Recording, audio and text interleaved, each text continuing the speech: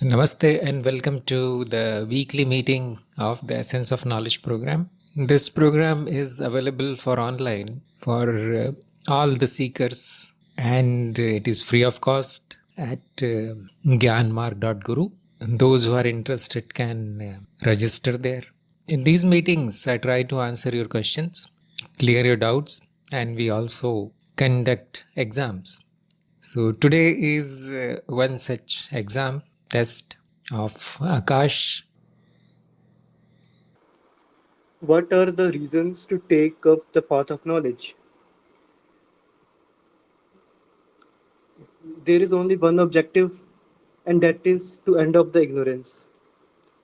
There is no other objective. Everything else is secondary, like purification, living a simple life. Those are secondary goals, but primary goal is simply to gain knowledge and to end ignorance. Who decides about the best means of knowledge and how? The observer decides the means of knowledge based based on the things that will repeat and that will repeat and can be confirmed over an extended period of time, and those are direct observation and logic. True and false or subjective, then why do we say that there is only one truth? All the truths and falses, everything we consider are just okay. Sorry, let me try again. True and false True and false are subjective, then why do we say there is only one truth? All the things we consider true and false are just beliefs, but there is only one objective truth, and that is I, I exist, I, the observer, exist, and I experience. Observer, the experiencer, I am the observer, I am the experiencer who experiences the phenomena. There is only me and the experience. There is only the experience and the experiencer, which are not two separate entities, but they are one and the same. Why is unknowing superior to knowing? There is nothing to know. All that we know are just beliefs, assumptions. So, unknowing. Unknowing is a state where we do not have any beliefs. It is a knowledge that there is no knowledge. It is an agnostic state of being. That's why it is superior. How do we know there is nothing outside the existence? Because all there exists is the existence. For anything to be outside the existence, it anything that is outside the existence will be a whole new existence itself, and that is a logical impossibility. So there is only one existence, and there is nothing outside it. How do we know the existence is empty, not actually made of something, made of some invisible substance? First, we have to understand what empty means, what empty and emptiness means. Here, emptiness does not mean a void, an absence. Here, emptiness is unmanifested existence, it is the infinite potential. So, if something is made, it has to be made through some process. If something is made, it will be made from something through a process. But no such process exists. So that's why we considered existence to be empty. And from empty we mean an infinite potential that can manifest in the in forms. If all the people are experiencer, why are there not many experiencers? There is only one experiencer. All these people are just manifestation of the same experiencer. There is just one manifested into many, but the absolute truth, the experiencer, is only one. There might be a billion eyes on this world, but there is only one experiencer. How can awareness cause a peaceful state of the mind and more self control. Through awareness, we do not act on ignorance, blind beliefs, or impulses and animalistic tendencies. So as a result, we gain more control, more self control on ourselves, on our mind, on our body, and especially on our actions. How to have the best experience in this life? You are already having the best experience. You are the experiencer and you're having an experience of the world. This is the best. Though we can say by simple living, doing not doing unnecessary things, living a simple life, staying away from violence, these things help to live a more simple life, but you're already having the best experience as far as the experiencer and experience dichotomy is concerned. How is contemplating different from thinking? Contemplating, in contemplation, we take in subject, a guru takes gives us an idea, a subject, and think we think about it, we justify it, and then we find the opposite reasons. This is called the scientific method. To we create a hypothesis, then we falsify it. That is contemplation. But thinking is like is an uncontrolled thing. We can think about anything. We can go thinking about random things and going on and on. It's a never ending process, to be honest. So that's how contemplation is about one particular subject to reach a certain truth, or at least an relative truth. These are my answers. Okay, thank you. Very good attempt by Akash here. You got 8.5 marks out of 10. So this score is considered very good. You have passed the test and now you will reach step number 4, which is about awareness practice. And this will last for 3 months or 12 weeks. And every week you will need to send one report, 1 or 2 sentences via the program itself. The instructions are in the program. So congratulations, you are in. There is a good progress, and none of your answers were wrong, which is a good thing. Only a few answers were somewhat incomplete. That's why some marks were deducted. Otherwise, you have the necessary knowledge. Thank you, sir. I really, really appreciate that, and appreciate the opportunity to be here. And we'll discuss the answers here in our meeting for the benefit of other listeners. But if there are any more questions from the participants, you can write them and I'll take. So now the program is easy. Nothing to write, nothing to verify, nothing to remember. Just be what you are. It is very simple. And we are also initiating the process of faster evolution. There is one chapter, one lesson in step number 4, which will tell you how to speed up the evolution using this knowledge, because the natural effect of knowledge is speed up of evolution.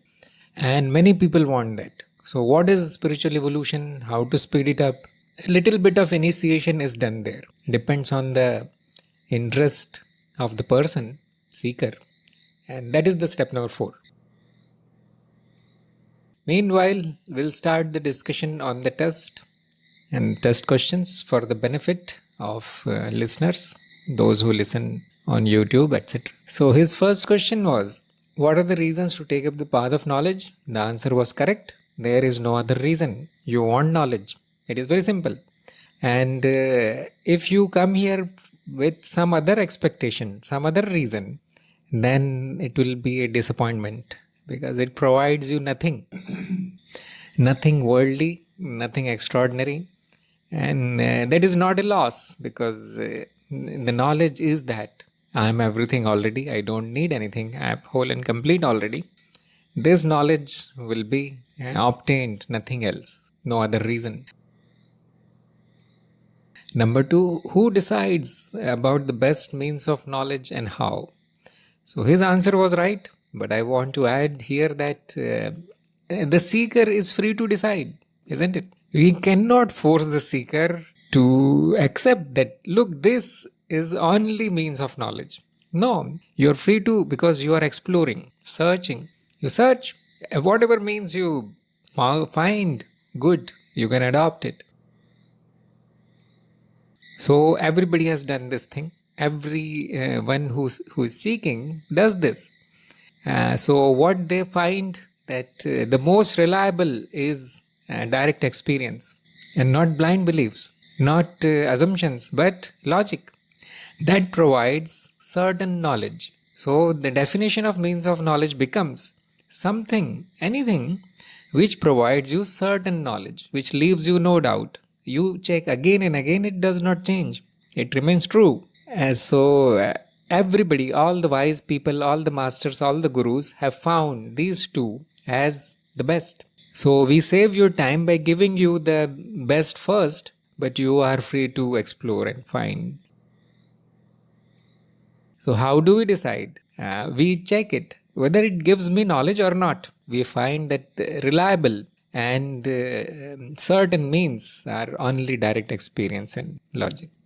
But everybody is free to test these things first before accepting. That is why your verification includes verification of the means of knowledge. Do you agree with the means of knowledge or not? That is the first question that will be asked. If not, then obviously whatever was discussed in the program becomes useless. Okay, number 3, true and false are subjective. Then why do we say that there is only one truth? So he got half mark here. His answer was correct, that there is only one truth. That is you, nobody else. If you search for truth, you will find yourself. That is the twist in the story, and that is the adventurous journey. That I am searching outside for the truth, but ultimately I find myself. But the question is asking, why do we say that there is only one truth? But before that we say everybody has their own truth. So it looks like a contradiction. Full story is that we start with subjective truth. Okay, you find your own, I find my own. But those who searched, they found only one. Isn't that interesting? Everybody who searches honestly finds one. And that is very logical, because how can there be 2 or 3 or 4 truths?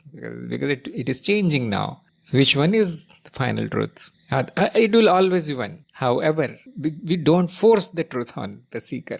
Look, accept this is the final truth. No. We encourage the searching process. Okay, what do you consider true? And the guru starts like this. So we find out the means or the criteria for truth. What is it that will be called true? What is it that will be called false? And again, you need to decide it. The seeker must be satisfied. But if you search, you will find only one. There cannot be more than one truth. It is not necessary to agree with others. You find your own. It is possible. However, because existence is one and there is only one truth, so everybody will find the same truth. So you can see all the paths are there, hundreds of paths. Even the scientific approach, even the materialistic approach, it will land you in the same truth. So we don't mind if the seeker says, or any person says that I know what is true, I'll find it in this way. This is how I know what is true. So we say, okay, start there. Start the journey. Ultimately, you will arrive here only. You are that truth. So before we go to number 4, Aditya has a question. Existence is emptiness, but has infinite illusions. So existence is empty and infinite. But I cannot understand how illusion can be produced from emptiness. Can we understand it through direct experience or logic? Yes. The trick is to understand the definition of emptiness. Emptiness does not mean there is nothing. Emptiness simply means that existence is nothing like an object, has no matter, has no mental substance also, has no physical substance, has no kind of substance at all. It is empty of qualities. What are we talking about? the real nature of existence, or the essence of the existence is like this. So emptiness means this. It does not mean that there will not be anything, because we see everything, because there is infinite possibility here, infinite things are appearing, and we do not see any limit, because the limit itself will be an illusion if we see it. So we are incapable of seeing the limit. And logic also says that the limit itself will show you that you are not looking at the existence, you are looking at something else, some object, because only objects have limits, boundaries. And it is timeless, existence is timeless, it is non-local. So the only thing that can be said is it is infinite. And because everything is appearing, it is infinite potential. And because no substance is being perceived, really, it is empty. This is the meaning of the word emptiness. The meaning of the word emptiness is not that there is nothing at all. Now it will become impossible to explain what is happening here. Our direct experience does not say that it is non-existence, there is nothing at all. Our direct experience does not say this. There is something, it is called existence. Now try to know what it is, and we will say that it is not matter, it is not mind, it is not a memory, it is nothing which can be known, which can be grasped by the intellect. So we say it is empty. This word is chosen because just like on an empty canvas, you can paint infinite pictures, but it has a possibility, there is a potential for any picture to appear there. Just like your computer screen, computer monitor, how many movies can you watch? Infinite. Why? Because essentially monitor itself is not full of pictures, it is empty. But why all the movies are still shown? Because it has that potential to assume all these forms. So our monitor or movie screen or canvas are really good metaphors that only empty can be infinite, isn't it? If it is not empty, it is full of something, some substance is there, now it cannot change. If this substance is truth, by definition it will not change, and then infinite possibilities are not there. Now it will look like only one thing, and possibly there won't be any perception of it. It won't be an experience, because experience is always of changing. Experience is always of something which changes. So it will become as good as non-existence. Fortunately, that is not the case, and there is something that is called existence.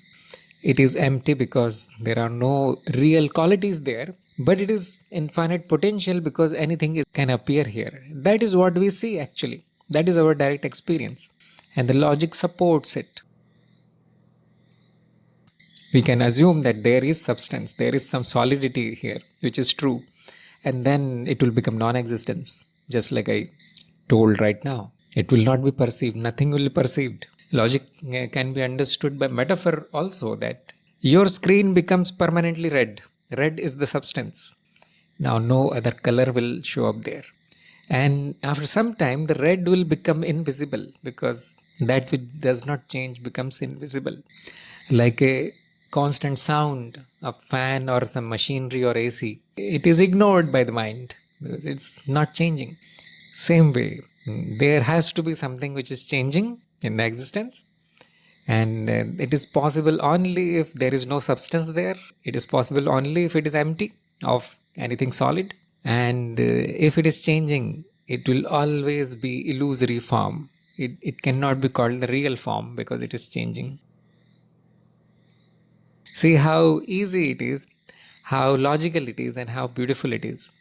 So the words emptiness and infinite possibilities explain everything. You can think about this. We are not explaining here a process where the emptiness is becoming illusion. No, we are explaining what is. Am I right? This is the bottom line. We are not trying to explain that, look, everything is empty. Now something will happen here and illusion will be produced. No, we are not trying to do that, because we already know there is no such process, you see. If that process is explained, that process will need some evidence, and that evidence will be direct experience. And if it is experience, the process itself becomes illusion. So logic says it is impossible for a process to exist there. Why is that? Because this process, reasons, and mechanisms are inventions of the mind. These are concepts in the mind. Remember these things. The reasons, the goals, the processes, mechanisms, these are all mental creations, concepts in the mind. In reality, there is nothing like this. There are no processes, there are no reasons, there are no causes, no effects. Even after that, we try to find, but we will not find it. We do not find it. And then we conclude, yes, it is beyond intellect, because intellect operates on concepts. So it is simply purification of intellect. By saying it is empty and infinite potential, we are simply silencing the intellect. That don't think about this. It is impossible to know it by thinking. Our observation is very straightforward, the direct experience, that it is all illusory experiences, changes, there is no substance. So I know it is a little bit difficult. The knowledge is simply removal. We are not trying to add more there, like processes. Look, I'll tell you today one process which creates illusion from emptiness. No, we are destroying the concept of process itself. That is amazing, isn't it? See, there is a true part in existence and there is a false part. That is the dual view of the existence. The true part is obviously the experiencer, which is witnessing all the illusions. That is also empty, isn't it? It also has no qualities and it is also beyond intellect. It is not also made up of a substance. There is also no process of witnessing. It is not happening through a process. Same can be said about the true part also. Why? Because they are one. Ultimately, they are one. The knowledge of oneness, if it is established, if you have verified it, will show you that the false part and the true part are not separate parts. They are not independent truths. They are not independent realities. And when it is one, that means now it is illogical to call it true and false. Or it will be a paradox to call it true and false at the same time. So, how do we explain this thing? That in non-duality, existence is true, existence is false. It is not true and it is not false. This looks like Zen poem because it stops the mind. Now the mind will stop thinking about true and false. Why? Because true and false are also intellectual concepts. We chose it to call like this. That is all. That is all. You see, now you reached silence, the highest teaching. The highest truth is silence. What has happened here after removing all these concepts which were ignorance? What has happened is you have arrived at your true nature, the purity, the pure nature. That is all is left. And that was our goal. Our goal was not to give you 20 processes and 50 more concepts, theories about the existence. No. Goal of the path of knowledge is to make you what you are. Be that which you are. See how beautiful that is. Why can't we give you more processes, more theories and more mathematics? It is all useless. It is all false. It is all made up. It will not bring you to your true nature. You see, the word true nature also is a little bit contradictory because you also have a false nature. I also have a false nature. Whatever is appearing is my false nature. So, simply nature, established in your own nature. That is what is the final outcome of path of knowledge. Any branch of path of knowledge, whether it is Advaita or Hermetics or Buddhism or any other, it will not give you anything. It will make you silent. However, sometimes we use these concepts, like your chapter on the truth, on the path of knowledge says that we use sometimes theories, concept of true and false. We use intellect to purify the intellect. That is the method used. We will define everything precisely and so on, you see. Because in the beginning, if I tell you that, look, there is nothing here, all concepts are wrong, they are just mental exercises, get established in your nature, probably no seeker, no student will understand anything. His questions will remain the same. Nothing will be answered. So there is a method, a step-by-step method to reach the silence. You can name it anything you want, emptiness, nirgun, infinite potential, omnipotent. You can name it anything you want. That is hardly of any importance. However, you will not know anything. So, knowing is the final step of path of knowledge. There was a question, why is unknowing superior to knowing? Superior does not mean that it is better looking or bigger. No, it is the final. That is why. You will not know anything. How is this happening? How is that happening? No. Whatever people will come up with, whatever answers you will get, whatever your own intellect will find out, will be completely illogical, paradoxical. Sometimes it is useful, like science is very useful, but its use is in the illusion, not in knowing the truth. So let's go forward, our test. Okay, I answered why is unknowing superior to knowing. That answer is already here. His answer was correct, full marks. Number 5, how do we know there is nothing outside the existence? Full marks. Just like I was saying, we can imagine these things, you see. Existence is this much, now there has to be something outside it. That will be true emptiness, that will be true nothingness. No, it is all imagination. The definition of existence itself is everything. If you imagine something outside it, that is cancelling the definition, that is invalidating the definition. So you can do this experiment. You found something outside. Now you and the thing which is outside and the existence, whatever you thought was existence, these 3 things become the full existence. You can try again to find something outside and again. So illogical. So it is the whole. The definition is such that it is impossible to find anything else except the existence. And if you have proven, if you have seen that it is you, isn't it? The existence is you.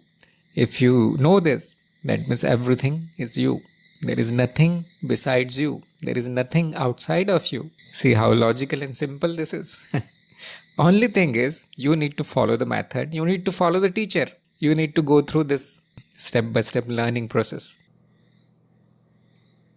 Because I can tell you, you are everything. You are Brahman, isn't it? Every scripture tells you. It is useless. Nobody understands. Or they misunderstand. So that is more dangerous, isn't it? Okay, next question. How do we know the existence is empty and not actually made up of some invisible substance? So he got half mark here because the answer was very good. However, it is not the complete answer. Imagine an invisible substance. Now, how to find the evidence of it?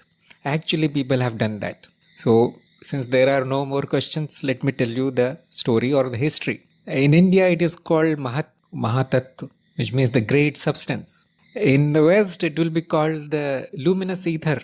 Everybody must have heard these names. In our science, which was a part of this program, Essence of Knowledge program, which is removed and placed in Tantra Bodhi now, vibronics, it is called vibration or the non-physical, non-mental memory. You see, there are things like this. These are theories. These are hypotheses or models of the illusion. It is not real. The invisible substance. People have imagined this thing. The problem is, how will you get the evidence of it? As soon as you try to get the evidence of it, you will get illusion because the truth will not appear. The truth is not seen through the senses or instruments. And senses and instruments are one and the same thing. So they catch something which is changing. Anything which is changing, that excites the senses or the instrument, that drives them. So all you will see is illusion, not the invisible substance. It will not be established. However, sometimes this concept is very useful. It is very useful. The modern quantum physics also tried to imagine this thing, and it is called the quantum field. The invisible substance in the modern science will be called the quantum field. It is amazing because it does not matter from where, which part of the world or where you start in the history, they will arrive at the same thing. In some traditions, it is directly called the mind, like in Buddhism and Hermetics. It is Hermeticism, I mean. It is directly called mind. Everything is mind, isn't it? So that is the invisible substance. And what are we looking at? The excitations of this invisible substance. Excitations of the field. And that will be called Shakti in the Shiv path. It is all good, but you will not see that substance. It will remain invisible.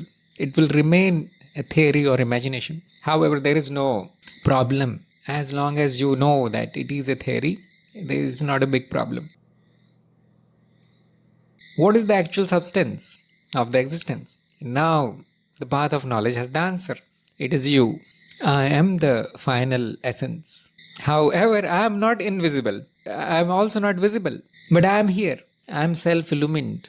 You see, words are very limited. The words do not do the justice in explaining what I am. So you can say, I am that which I am. Simple.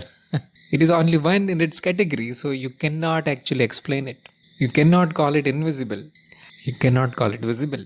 You cannot even call it substance. Because the normal meaning of the word substance is mostly something which is visible, something which is tangible, can be seen by senses. You cannot call it substance. So we call it essence, essential nature. So knowing that which you are is the final knowledge, is the complete knowledge. If you know what you are, you know everything. That is the essence of everything, the essence of the existence. So this is how we know that existence is empty. It is there, but it is not actually made up of anything which the intellect can imagine. No description. Or you can say the emptiness is a good description. Otherwise, remain silent.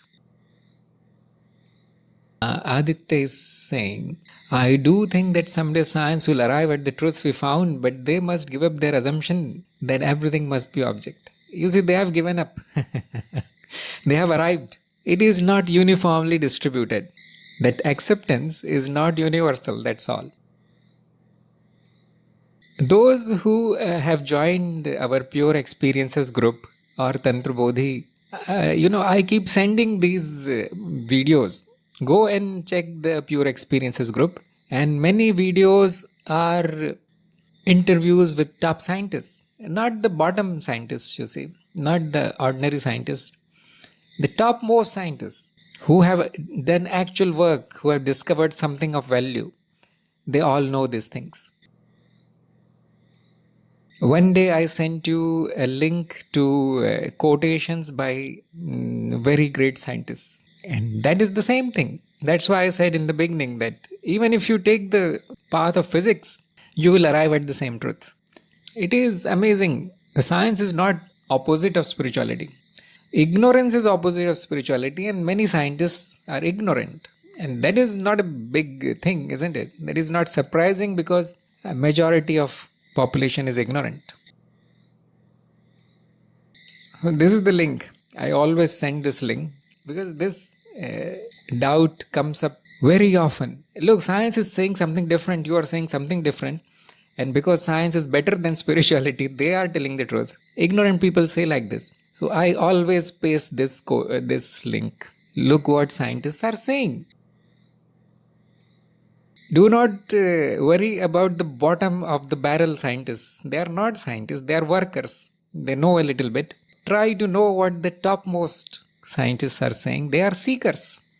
They are actually spiritual seekers. There is no difference between a scientist and a spiritual seeker because both are looking for truth. The physical science is a part of occult, Tantra. And Tantra is simply a branch of path of knowledge, which is concerned with the study of illusion. Fully knowing it is illusion, there is no harm in studying and using it. Akash is asking, what is Tantra Bodhi? It is study of illusion. It is a separate program which is focused on the study of illusion and its use. You can call it the greater science or the broad view of science, Tantra Bodhi.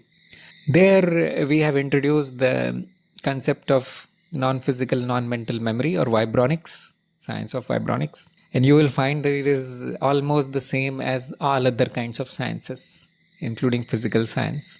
Same means of knowledge, same criteria of truth. It is more interesting. It is more interesting than the essential knowledge because it is very colorful.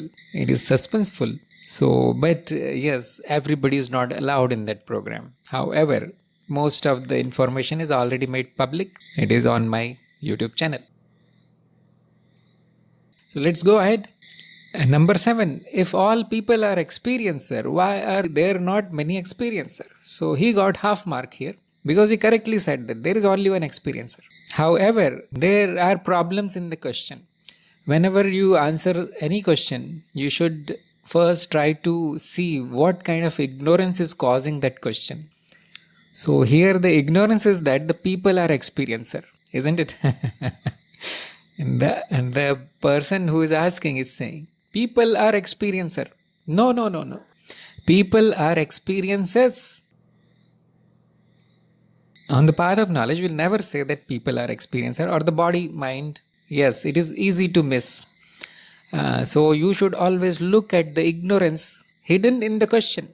There will be always some assumption, something illogical there. So the first thing you should say if you want to answer this question is, look, people are not experiencer, they are experiences, and there are many people, which is obvious, many experiences, infinite kinds of creatures, but their essence is one. The key word here is essence. The important thing to notice here is essence.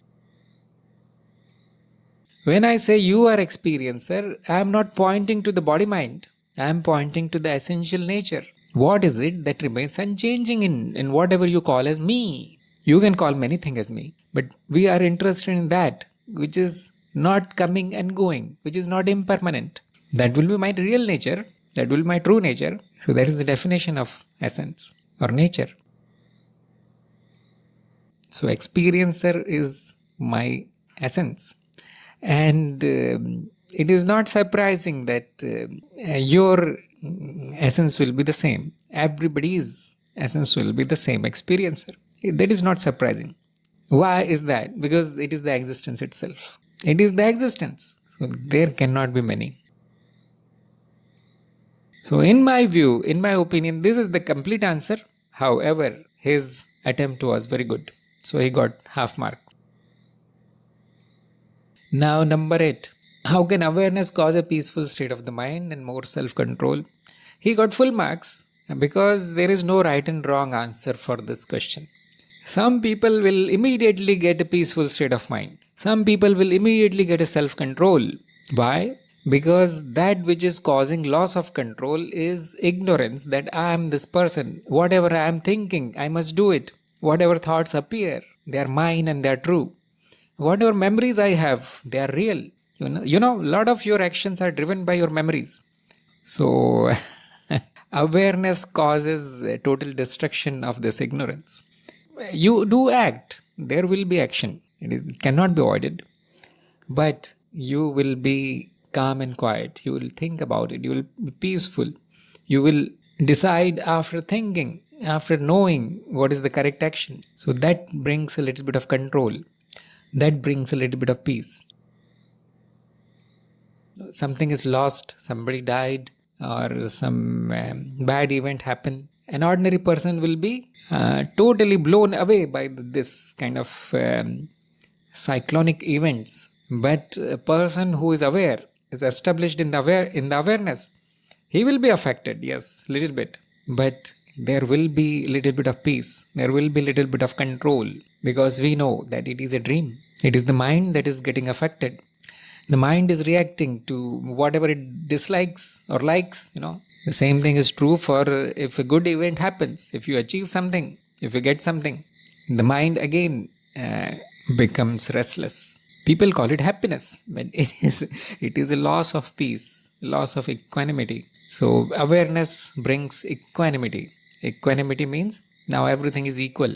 Happiness and sorrow equal, right and wrong equal, good and bad equal. Although practically something will be done about it, but there won't be any effect of it. The mind will react a little bit, but not permanently become damaged or affected by it.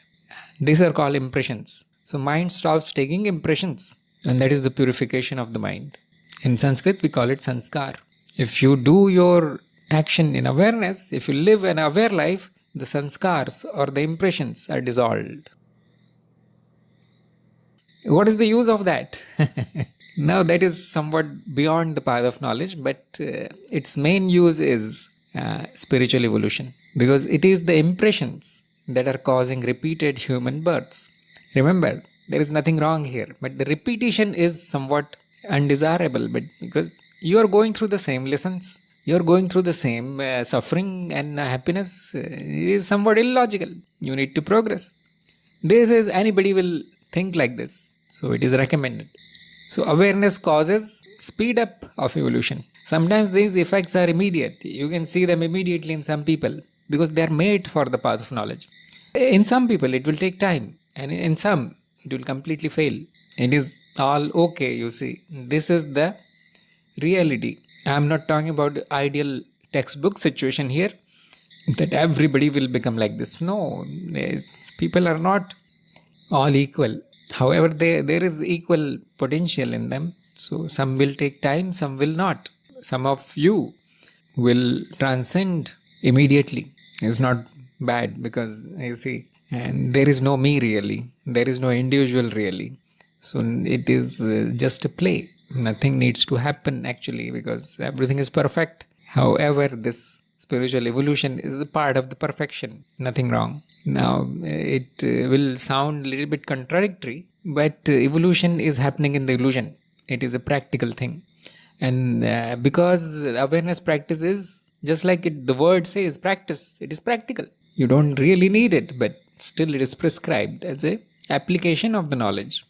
You got the knowledge, now let's do something. You see, this instrument will say like this. This body, mind, machine will say like this. I need to take advantage of this. This is the attitude of the ego. So we don't mind. Yes, take advantage of the knowledge that you achieved. It is a big achievement, isn't it? The achievement is simply purification of the intellect. However, it is useful. Now, number 9, how to have the best experience in this life? So, full marks. Yes, this is the best experience. And the experience is simply the experience. It is neutral. There is nothing best. There is nothing worst. There is no bad experience. And there is also no good experience. These divisions are intellectual. These divisions are subjective. Out of ignorance, we make these divisions. So that which is best is already happening to you. Now we drop down in the illusion. What is happening to me? No, the best is already happening. You need to take advantage of it. You need to convert it into learning opportunity of growth, spiritual evolution. If you have a guide, if you have a teacher, guru, yes, the process will be smoother. Otherwise, repetition. Okay, next.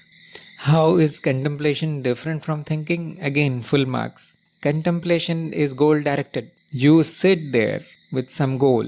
You want to know something, you want to verify something, you want to understand something, and you are using your direct experience and logic. It is well structured, it is very logical.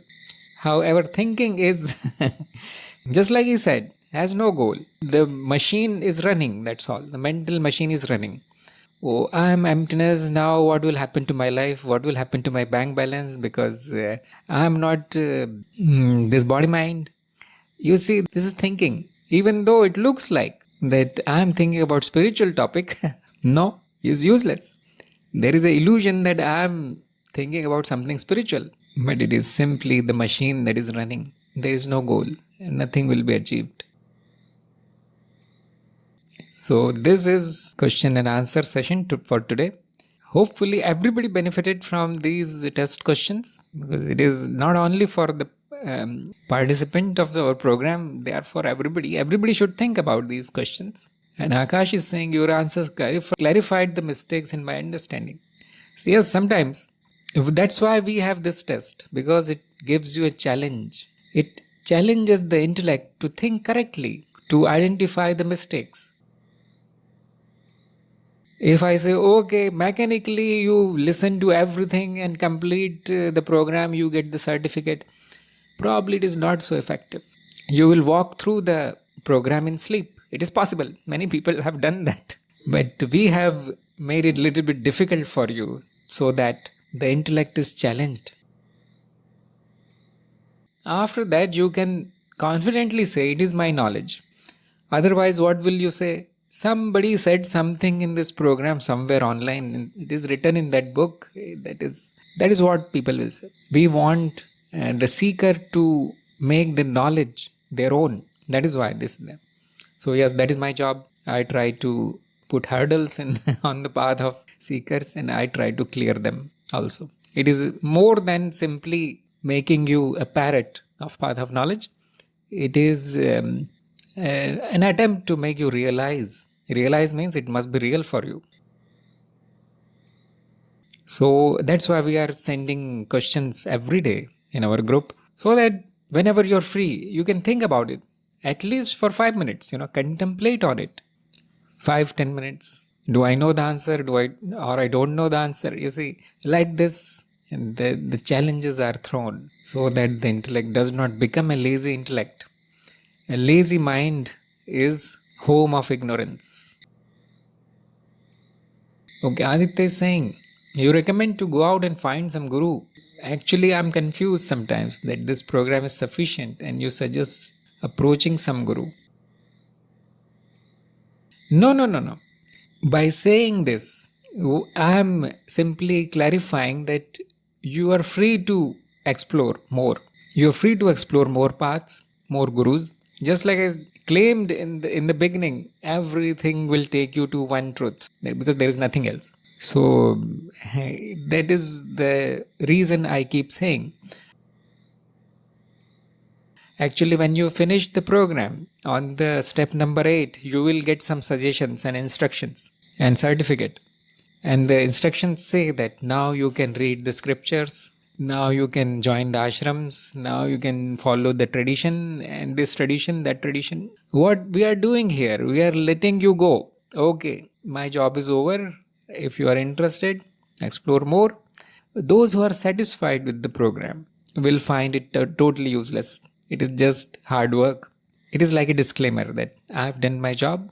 If you are not happy with the program, you are free to do whatever you want. You can come back to me for answers. You see, if there is any doubt or anything, any help you want, I won't leave you simply because you joined something else. However, if it is not about path of knowledge, I cannot usually help. That is only suggestion. If you are not happy, if this is not your prolongation, which means you are not born for knowledge, there will be a desire to explore more. Yes, do it. Actually, I am also doing it, isn't it? I keep exploring. I keep listening to other people, other great gurus. I used to read books, but nowadays I can't read the books. It's too difficult. However, anything interesting, anything new, I listen to it. It is our nature. A seeker is always a seeker. A student is always a student, always learning. There is no guru. Nobody is guru here. We are all students. So just like I am exploring, everybody is free to explore. Yes. The problem is when a guru or a teacher says, no, you cannot do anything else. If you do this thing, if you go there, bye-bye forever.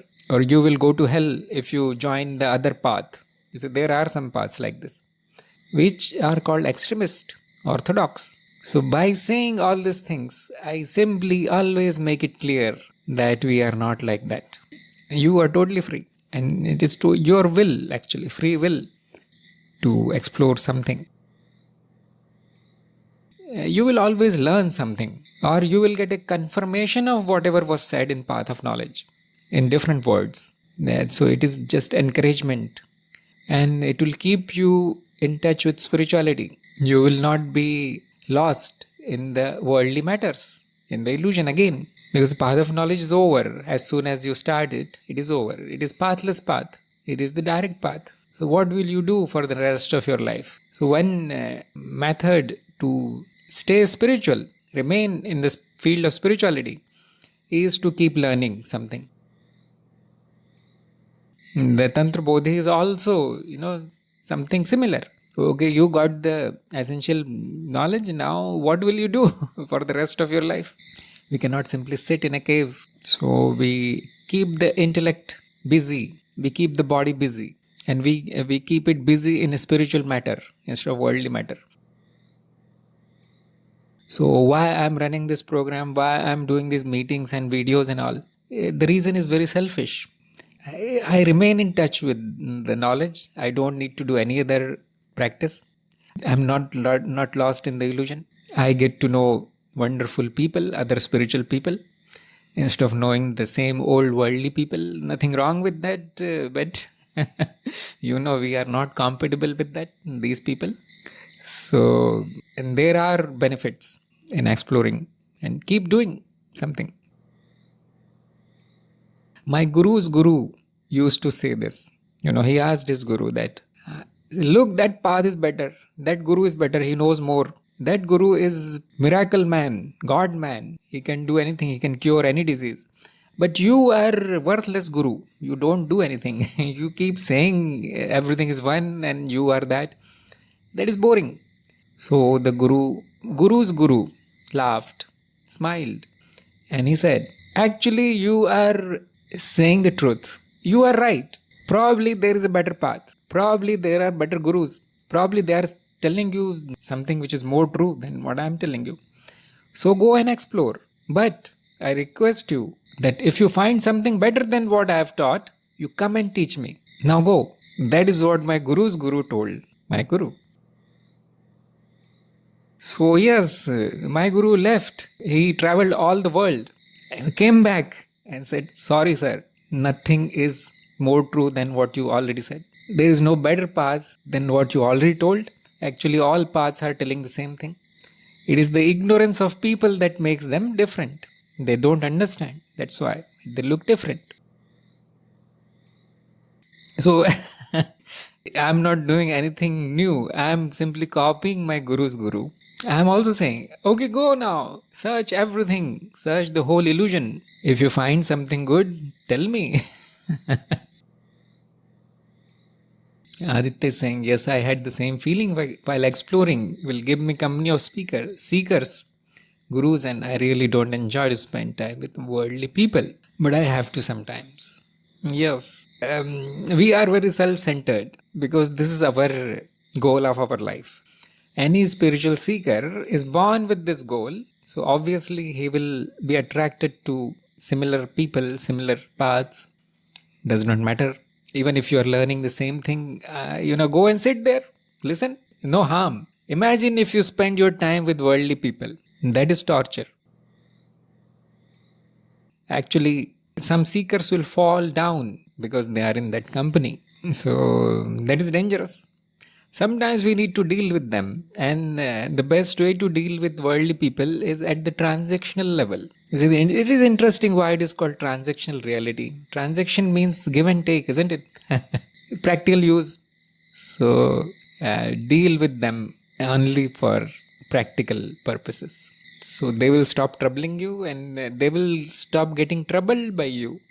Why is there friction? Because you keep saying something which they don't agree with.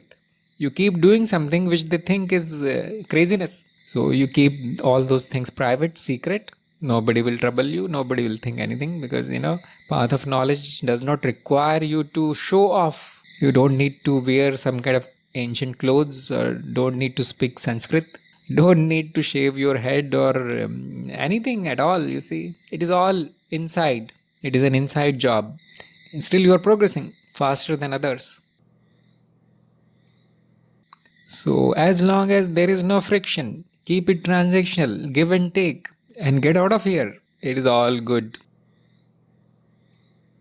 We all need to deal with people. There is a good way to deal. That is transactional way. I know some people will not agree. Some people will say, no, you should love everybody. You should hug everybody. You should teach everybody. Serve everybody. Yes, try that. It fails. However, we start like this. We start with love, friendship, Maitri Bhav. And those who are curious, we tell them, look, I am on this path, I am doing this is my guru, and so on. You see, we keep telling. And you will see that only 1 out of 1,000 is interested or even understands one word which you say. The others will call you crazy, or some will become very fearful and defensive because you are not one of them. So the tribal memory says he is not one of us. Defensive. So know a little bit of psychology of people, and then adjust in that. And remember, for most of you, this will be your last adventure as a human being. It is very difficult to believe all these things because we don't have the direct experience of it. So a little bit of faith on the guru, on those who have already crossed human life is useful here. Not blind faith, little bit of possibility. Entertain the possibility. For many of you, this will be the last human birth. So that will give you some courage and strength to endure the world. Do not run away. Do not run away. Enjoy your stay, because it is not going to last long. Momentary. You came here only to take knowledge. You came here only for the guru. There is no other reason. So why worry? It is like a hotel. Your job is done. Yes. As long as you have some money in your pocket, you can keep paying the rent of the hotel room. Then you check out. This is not our home. This is a hotel. That money is called number of breaths. This is an old terminology. It is our remaining lifetime. How do you want to spend the remaining lifetime? Not getting tangled here. Not thinking that this is my home. This is the final place. No, this is momentary, impermanent experience. And since you are on the path of knowledge, it is very much possible that you will not want it again. Whatever that is which is appearing as humans will not want it again. Shaila is saying, it appears that sometimes family and worldly people are good teachers. They keep me to be on track and show me when I sway away from the truth. That is positive attitude, isn't it? Very good. Because everything that is difficult will teach you something. It will bring out your own impurities sometimes. If you are with an angry person and you yourself become angry, that means what? The impurity is still there. If you are with a greedy person and you also start doing the same thing, that means what? Impurity. So these people sometimes show us what is lacking here. That means they keep us on track. What is the lesson here? Do not become like the other. Hopefully no worldly persons listen to our satsangs online also. Otherwise they are offended. So never tell them. Never make it obvious. Always thank. Yes, you have shown me something. Thank you. And sometimes we don't know, and the universe is teaching us in many forms. So everybody is a guru. Think like this. This attitude is also very good. Everything is just a guru. Everything is teaching me something. Whether it is an animal, plant, or another human, bad person, a good person. Everybody is my guru. Isn't that mantra, Guru mantra says, Guru Sakshat Parabrahma. Everything that is Guru. Guru is everything, but the reverse is also true. Everything is Guru. Why not? So I think today's questions are over. Yes. So we'll end today's meeting here. But if there are any more questions, you can ask me next week. And congratulations to Akash. Very good progress. And I'll see you next time. Namaste.